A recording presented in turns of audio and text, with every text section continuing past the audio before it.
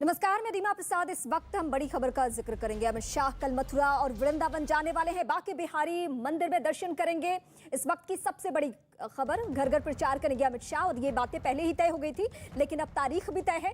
कल ग्रेटर नोएडा भी जाएंगे अमित शाह और यहाँ के वोटर से भी बातचीत करने की कोशिश रहेगी। मथुरा और वृंदावन, बांके बिहारी मंदिर में दर्शन भी, और दर्शन के बाद डोर टू डोर कैंपेन का ये सिलसिला आगे बढ़ेगा। इससे पहले भी आपने देखा अमित शाह को ये डोर टू डोर कैंपेन की तस्वीरें। इससे पहले जब वो कैराना पहुंचे थे या और जिलों में जब वो पहुंचे थे, उसके बाद की ये तस्वीरें हैं। लेकिन कल कहां कहां पे रहने वाले हैं? मथुरा, और मथुरा में ही है वृंदावन, बांके बिहारी मंदिर में दर्शन। और उसके अलावा जो दूसरी जगह जो होगी वो कौन सी है? वो है ग्रेटर नोएडा। ग्रेटर नोएडा के लोगों से भी मुलाकात करेंगे, डोर टू डोर कैंपेन करेंगे। और ये मथुरा को लेकर जो हम बड़ी बातें आपको इस वक्त बताएं, पश्चिमी उत्तर प्रदेश, व्रज का इलाका, और इन सब जगहों पे इसलिए भी ज्यादा फोकस है क्योंकि यहां पे बीजेपी को 2017 में, 2019 में, 2014 में, यानी लोकसभा चुनाव में भी और विधानसभा चुनाव में भी, दोनों ही चुनाव में बढ़त हासिल हुई है। और यही वजह है कि पार्टी 2017 के विधानसभा चुनाव के परफॉर्मेंस को एक बार फिर दोहराना चाहती है। और उस समय भी बड़ी भूमिका किसकी रही थी 2019 में या 2017 में? अमित शाह की भूमिका, क्योंकि अमित शाह वो चेहरे हैं जब वो कार्यकर्ताओं के बीच होते हैं तो कार्यकर्ताओं में जोश भर जाता है। और इस वक्त हमारे सहयोगी अमित पांडे हमारे साथ जुड़ चुके हैं।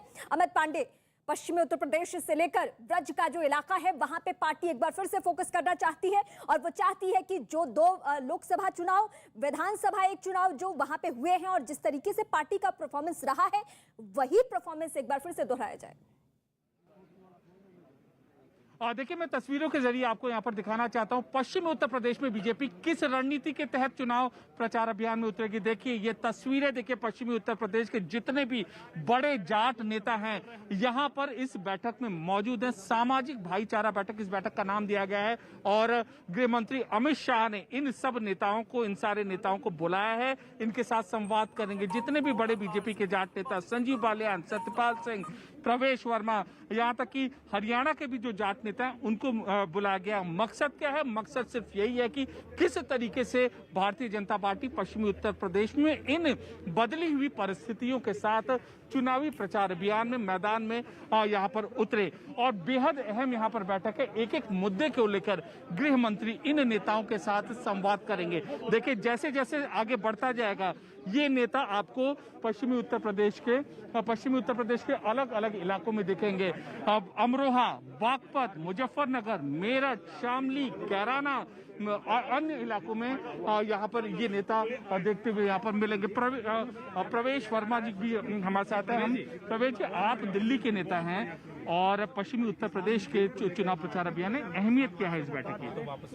देखिए, ये हमारे समाज की बैठक है और ये समाज हमेशा भारतीय जनता पार्टी के साथ खड़ा रहा है, हमेशा हमारे प्रधानमंत्री जी के साथ खड़ा रहा है और इस इलेक्शन में भी भारतीय जनता पार्टी के साथ खड़ा रहेगा। देखिए अन्य नेता भी हैं हमारे साथ मौजूद है। संजीव बालियान जी हमारे साथ, हम इनसे यहाँ पर बात करें। संजीव जी, बालियान जी, ये बताइए, जाट नेता का अगर हम जिक्र करते हैं तो उन प्रमुख नेताओं में आपकी भी चर्चा आती है। इस बैठक की अहमियत क्या है इस चुनाव को देखते हुए? भाई चुनाव है, आपस में बैठ के बातचीत कर रहे हैं, अहमियत तो हर बैठक की होती है। गृह मंत्री क्या मूल मंत्र देंगे? अब वो तो वो बताओगे भाई। आप क्या सूचित करेंगे उनको? भाई हम अपनी बात कहेंगे, वो अपनी बात कहेंगे। इस बैठक की झलक कैसे हमें आने वाले 12 दिनों में चुनाव प्रचार अभियान में देखने को मिलेगी? बिल्कुल मिलेगी भाई। जब हम निकल कर चले तो माहौल ही कुछ और हो जा। क्या गुस्सा किसान आंदोलन का गुस्सा है बालियान जी? किसान आंदोलन समाप्त हो चुका है, अब कहाँ का गुस्सा? अब चुनाव है, आने वाले 5 साल उत्तर प्रदेश कैसा चलेगा निर्णय लेना है। और देखिए ये संजीव बालियान जी हैं और प्रमुख जाट नेता हैं, इनके साथ भी संवाद है। और ये देखिए बयान कर रहे हैं कि कैसे आने वाला है। अब देखेंगे, किसान आंदोलन बीत चुका है। ये फिलहाल मैं आपसे समझूंगी कि जाटलैंड का पूरा मकसद क्या है इस चुनाव में और कैसे फायदा पहुंचने वाला है किन किन पार्टियों को, ये मैं आपसे समझूंगी। लेकिन इस बीच हम दर्शकों को बता दें कि जाटलैंड की सियासत कैसी रही है और इसका मायने क्या है वहां पे बैठने का, जिसको साधने की कोशिशें तेज हो चुकी है। उत्तर प्रदेश में पहले फेज के मतदान से पहले जाट वोटों को साधने का घोड़ा भाग शुरू हो चुका है। गृह मंत्री अमित शाह जाट नेताओं से मुलाकात करेंगे। ये मुलाकात दिल्ली में होगी, जिसमें जाट पंचायत समिति के सदस्य, जीते हुए प्रधान, खाप से जुड़े नेता पहुंच चुके हैं। साथ ही पश्चिम उत्तर प्रदेश के बड़े बीजेपी नेता भी पहुंच रहे हैं। इसमें संजू बालियान, राजकुमार चाहर, सत्यपाल सिंह और प्रवेश वर्मा भी मौजूद रहेंगे। 10 फरवरी को पहले फेज का मतदान होगा। चुनाव का आगाज पश्चिमी उत्तर प्रदेश से भी हो रहा है। ये सीटें जाट बहुल्य हैं, जहां जाट वोटर निर्णायक माने जाते हैं। ऐसे में अमित शाह की ये मुलाकात बेहद अहम मानी जा रही है और जाट नेता एक जगह पहुंच चुके हैं। और मैं सीधे अपने सहयोगी अमित पांडे का रुख करती हूं। जाट नेताओं के बीच में है और यहां पे एकजुटता देखने को मिल रही है। लेकिन अमित, मैं अपने दर्शकों को बताते हुए आपसे भी ये पहलू समझूंगी कि उत्तर प्रदेश में जाट बहुल इलाकों का, जाट वोटरों का महत्व क्या है। महत्व यह है कि चौधरी चरण सिंह भी इस बात को मानते थे कि जिसके जाट उसके सियासत में ठाट, और इसी को समझते हुए मौजूदा वक्त में भी अगर लड़ाई लखनऊ की है तो इन जाट नेताओं को साधना, जाट वोटरों को साधना बहुत जरूरी है। क्या इसी को समझते हुए बीजेपी भी आगे कदम बढ़ा रही है? जी बिल्कुल, और इसी रणनीति के तहत देखिए जाट समुदाय बहुत महत्वपूर्ण भूमिका अदा करता है और इस पूरे के पूरे समुदाय को साथ लेकर ही बीजेपी ने 2014, 2017, 2019 की चुनावी सफलता का स्वाद चखा है। और जो पार्टियां हैं यहाँ पर वो इन्हीं लोगों से, इन्हीं समुदाय के लोगों से यहाँ पर इकट्ठा हो रही है। हालांकि विपक्ष आरोप लगा रहा है कि जितने लोग यहाँ पर मौजूद हैं वह बीजेपी के कार्यकर्ता हैं, वह जाट नेता नहीं है। लेकिन बीजेपी ये दिखाने की कोशिश कर रही है कि इन्हीं नेताओं के जरिए वह लोगों तक पहुंचने की कोशिश करेगी। तो आरोप प्रत्यारोप का दौर है, तमाम चीजें हैं, लेकिन बहुत अहम चीज है पहले चरण में चुनाव हो रहा है। ये तस्वीरें बहुत अहम बयान करती हैं। देखिए एक जाट नेता है, एक नेता है, हर इलाके से मौजूद है। बुजुर्ग हैं, पुराने नेता हैं, नए नेता हैं, महत्वपूर्ण नेता हैं, स्थानीय स्तर के नेता हैं, राष्ट्रीय स्तर के नेता हैं और ब्लॉक लेवल के नेता हैं। सब नेता यहाँ पर मौजूद है। खुद गृह मंत्री अमित शाह उस मंच के जरिए यहाँ पर इनसे संवाद करेंगे। तो क्या इनको अहमियत यहाँ पर बीजेपी दे रही है, कैसे संवाद यहाँ पर कर रही है, ये यहाँ पर साफ तौर पर झलकता है। और इसमें कोई दो राय नहीं है कि किसान अमित पांडे, पश्चिमी उत्तर प्रदेश का जब हम जिक्र करते हैं तो जब ना कहें तो भी समझ में आता है जाटलैंड, और जाटलैंड की सियासत साधी जाएगी। लेकिन उससे पहले कैराना में भी अमित शाह की मौजूदगी रही थी। कैराना की तस्वीरें आपकी टीवी स्क्रीन पर है और अमित शाह का मिशन पश्चिम यूपी यानी जाटलैंड, और वहां को लेकर किस तरीके की तैयारियां है वो हमारे सहयोगी अमित पांडे आपको बता रहे हैं। लेकिन इस वक्त आपके टीवी स्क्रीन पर ये दो तस्वीरें सियासी माहौल में बहुत इसके मायने हैं। कैराना की पहचान किस तरीके से रही है, आपको भी याद है कि वहां पे हिंदुओं के पलायन का मुद्दा बहुत गरमाया हुआ था। लेकिन अब मौजूदा वक्त में अमित शाह का जाना, डोर टू डोर कैंपेन करना, लोगों में भरोसा भरना कि अब वो दिन बदल चुके हैं। अब ये बदला हुआ माहौल है और बदले हुए माहौल में हम आपको भरोसा देने आए हैं। ये डोर टू डोर कैंपेन की तस्वीरें और शाह का मिशन पश्चिम यूपी, और सिर्फ अमित शाह ही नहीं, वो लीडर जो कि पश्चिमी उत्तर प्रदेश से जिनका ताल्लुक है, जो वहां से आते हैं, वो लगातार पसीना बहा रहे हैं। और इसी कड़ी में हमने पिछले दिनों देखा भी अमित कि संजू बालियान जो है, बालियान से मुलाकात करते हुए नरेश टिकैत की तस्वीरें सामने आई और उस दिन ही यह तस्वीर साफ हो गई थी कि जाटलैंड को हल्के में लेने की भूल बीजेपी करने वाली नहीं है और हर हद तक जाकर वो तैयारी कर रही है। उसके नेता अलग अलग स्तर से तैयारी कर रहे हैं कि पश्चिमी उत्तर प्रदेश हर हाल में हाथ में रहे, जाटलैंड पे अधिकार, एकाधिकार बीजेपी का रहे। देखिए आपने एक बहुत महत्वपूर्ण शब्द बोला, हल्के में लेने की भूल न करें। और ये शब्द न, ये बीजेपी की पूरी रणनीति में यहाँ पर चरितार्थ हो रहा है। और हल्के में इसलिए नहीं ले रहे हैं, देखिए आज यहाँ पर देखिए दिल्ली के जाट नेता हैं, दिल्ली के जाट नेता के घर में मौजूद हैं, हरियाणा के जाट नेता, पश्चिमी उत्तर प्रदेश के जाट नेता और अन्य महत्वपूर्ण जाट नेता। तो एक राष्ट्रीय स्तर की यहाँ पर रणनीति बनाई गई है जहाँ पर सारे लोग आएंगे, गृह मंत्री खुद उनसे मुलाकात करेंगे। अच्छी तरीके से वाकिफ है यहाँ पर बीजेपी को कि किस तरीके का गुस्सा, किस तरीके का जो उसको असंतोष सामना करना पड़ा था जाटलैंड में पिछले 5 से 6 महीनों में, और अब उसी कवायद से जुटने में एक मंत्र देंगे, खाका तैयार करेंगे। आखिरकार क्या क्या इश्यू है, अगले 12 से 15 दिन बहुत महत्वपूर्ण है और इसी एजेंडे को, आज की बैठक के एजेंडे को लेकर बीजेपी आगे बढ़ेगी। और जो कंबाइन है, जो एक गठबंधन है सपा और राष्ट्रीय लोकदल का, उसको कैसे जवाब दिया जाए, यहाँ पर ये मंत्र देंगे, रणनीति बनाएंगे और फीडबैक भी लेंगे।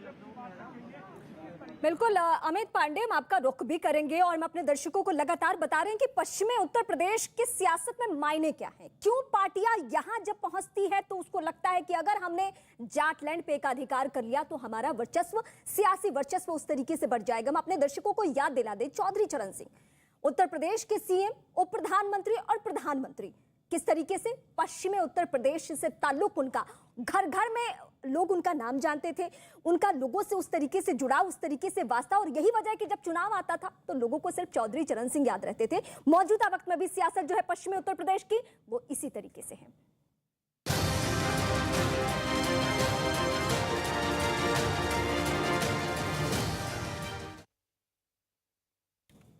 बिहार की खबर की बात करेंगे। बिहार में आरआरबी एनटीपीसी रिजल्ट से गुस्सा आए अभ्यर्थियों का प्रदर्शन अभी भी जारी है। छात्रों ने अलग अलग जगहों पे सड़कों को जाम किया है, रेल को रोका है, ट्रेनों में आगजनी की है। ये गया जंक्शन की तस्वीरें हम इस वक्त आपको दिखा रहे हैं। उग्र भीड़ ने पुलिस पर पथराव कर दिया, रेल की बोगी में आग लगा दी। इन्हें रोकने के लिए पुलिस को आंसू गैस का इस्तेमाल करना पड़ा। कई और जगहों पर छात्रों ने हंगामा किया। छात्रों की मांग पर रेलवे ने दोनों परीक्षाओं को रद्द कर दिया है। साथ ही रेलवे ने हाई पावर कमेटी का गठन किया है। कमेटी परीक्षा में पास और फेल हुए छात्रों की बातों को सुनेगी और कमेटी इसकी रिपोर्ट रेल मंत्रालय को सौंपने वाली है। परीक्षा में धांधली को लेकर यह बवाल था और बवाल इस तरीके से कि कई जगहों पे तोड़फोड़ की नौबत भी, लेकिन अब रेलवे की तरफ से उनकी मांगे मानी गई है, परीक्षा रद्द कर दी गई है और यही इनकी परेशानी, सबसे बड़ी परेशानी थी भी। लेकिन ये जो छात्रों के हंगामे की तस्वीरें आप देख रहे हैं, दरअसल उसमें ऐसा भी आज एक वाकया निकलकर सामने आया कि यहीं पे गणतंत्र दिवस मनाते और जन गण मन गाते हुए ये छात्र नजर आए थे। ये जो पहली तस्वीर आपको नजर आ रही है। दूसरी तस्वीर, उग्र होते जा रहे हैं छात्र क्योंकि उनकी नाराजगी उस तरीके से है और नाराजगी में आकर कई जगहों पे वो कानून को हाथ में भी ले रहे हैं और ये ट्रेनों की बोगियों को फूका। और जो बिहार के स्टूडेंट्स हैं इस वक्त वो देश के अलग अलग युवाओं को भी, बेरोजगार युवाओं को भी आह्वान कर रही हैं कि आप एकजुट होइए, ये वक्त है सरकारों से लड़ाई करने। ये इनके तरफ से दलीलें हैं, लेकिन सरकारों की तरफ से क्या तर्क है ये भी हम आपको वक्त वक्त पे बताएंगे। हम लोगों से जब फोन पे जुड़ेंगे तो वो भी हम आपको अपडेट करेंगे। लेकिन जहानाबाद और गया, ये बिहार के दो जिलों की तस्वीरें इस वक्त आपके टीवी स्क्रीन पर। और सिर्फ ये दो जिलों की स्थिति नहीं है बल्कि राजधानी पटना की अगर मैं बात करूं तो राजधानी पटना में भी अलग अलग जगहों पे, यानी राजेंद्र नगर, पटना जंक्शन, इन जगहों पे भी छात्र कोशिश करें कि वहां जाकर अपने प्रदर्शन का इजहार इस तरीके से करें, यानी आगजनी करें, ट्रेनों को रोकें। और वहां पे बीच बीच में ऐसी भी नौबत आ रही है कि पुलिस इनके ऊपर बल का भी प्रयोग कर रही है। परीक्षा में धांधली का आरोप और उसके बाद बवाल मचा। बवाल इस तरीके से मचा कि हजारों की संख्या में छात्र एकजुट हो गए। सिर्फ पटना नहीं बल्कि जिलों जिलों तक ये आग पहुंची और छात्रों ने पहले ट्विटर पर ये ट्रेंड कराने की कोशिश की। ऐसा छात्रों का दावा है, छात्रों की तरफ से दलीलें हैं कि 90 लाख से ज्यादा छात्रों ने पहले रीट्वीट किया, उसका कोई असर नहीं हुआ। उसके बाद वो सड़कों पर उतरे और ये सड़कों की तस्वीरें हम अलग अलग जगहों की दिखा रहे हैं।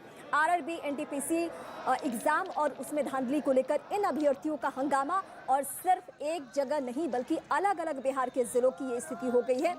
बिहार वो प्रदेश है जहाँ से छात्र निकलते हैं, होनहार छात्र भी होते हैं और वो अलग अलग परीक्षाओं में उस तरीके से अपने आप को रखते हैं। लेकिन जब उनके साथ नाइंसाफी हुई, जो कि उनका दावा है, तो उन्होंने अब ये कानून भी हाथ में लेना शुरू कर दिया है।